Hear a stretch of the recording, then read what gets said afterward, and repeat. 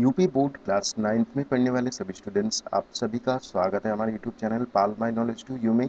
अगर आपने चैनल को अभी तक सब्सक्राइब नहीं किया तो ज़रूर करें और साथ ही बेल आइकन को दबाएं सो दैट आपको हमारे नए वीडियोस के नोटिफिकेशंस मिले सबसे पहले आपको।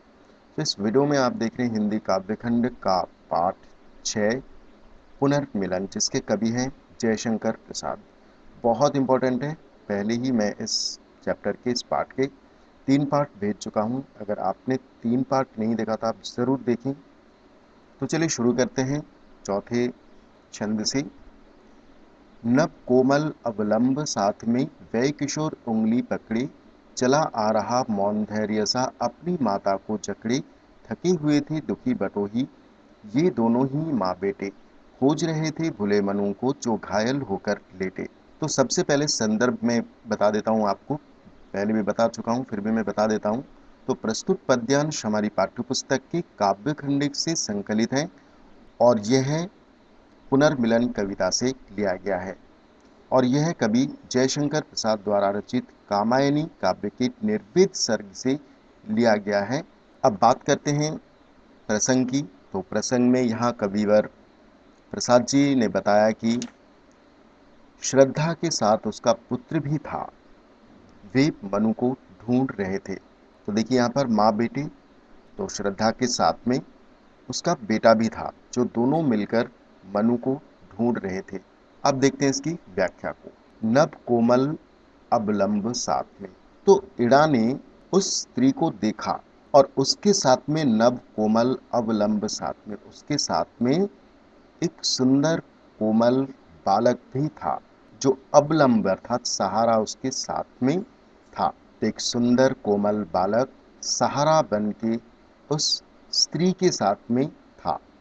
वह किशोर उंगली पकड़े, जो उस स्त्री की उंगली पकड़कर उसके साथ चला जा रहा था। चला आ रहा मौन धैर्य सा, और यह बालक मौन था, शांत था, और धैर्य सा अर्थात धैर्य की मूर्ति सा प्रकट हो रहा था। और यह बालक अपनी माँ का एकमात्र सहारा था। अपनी माँ को जकड़े अर्थात वह अपनी माँ को कसकर पकड़े हुए धीरे धीरे चल रहा था। थके हुए थे दुखी बटोही, बटोही अर्थात पथिक, राहगीर।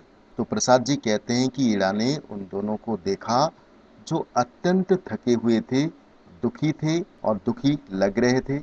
ये दोनों ही माँ बेटे, और वे दोनों माँ और पुत्र का खोज रहे थे भूले मनु को। तो ये दोनों माँ बेटे, माँ और पुत्र, घर का मार्ग भूले उस मनु को खोज रहे थे अर्थात ढूंढ रहे थे, जो घायल होकर लेटे, जो इड़ा के महल में घायल अवस्था में लेटा हुआ था।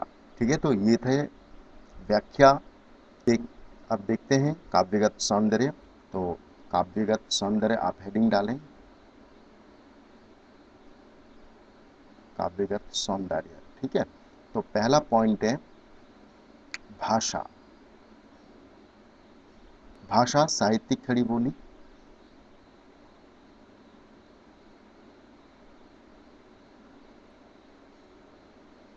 खड़ी बोली। दूसरा गुण, गुण इनमें प्रसाद गुण है सभी में, और सभी में भाषा गुण ये सारे सेम रहेंगे। ठीक है। तीसरा पॉइंट है छंद, छंद भी सेम रहेंगे, मात्रिक छंद है, मात्रिक छंद है। ठीक है। अब चौथा पॉइंट है रस। तो इसमें योग श्रृंगार रस है, क्योंकि योग हो रहा है अपने माता और बेटे का, माँ और बेटे का अपने पति और पिता के साथ में वियोग हो रहा है। तो वियोग श्रृंगार रस इसमें हो रहा है, और योग श्रृंगार रस के साथ में करुण रस का प्रयोग भी इसमें हुआ है। तो दो रस है इसमें, योग श्रृंगार रस और करुण रस। ठीक है। पांचवा पॉइंट है देखिए अलंकार। ये बहुत इंपॉर्टेंट है,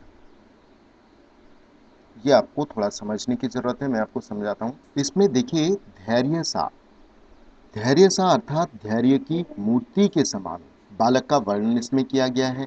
तो जहां ये सा आता है धैर्य, तो धैर्य की मूर्ति, इसकी तुलना किससे की गई है?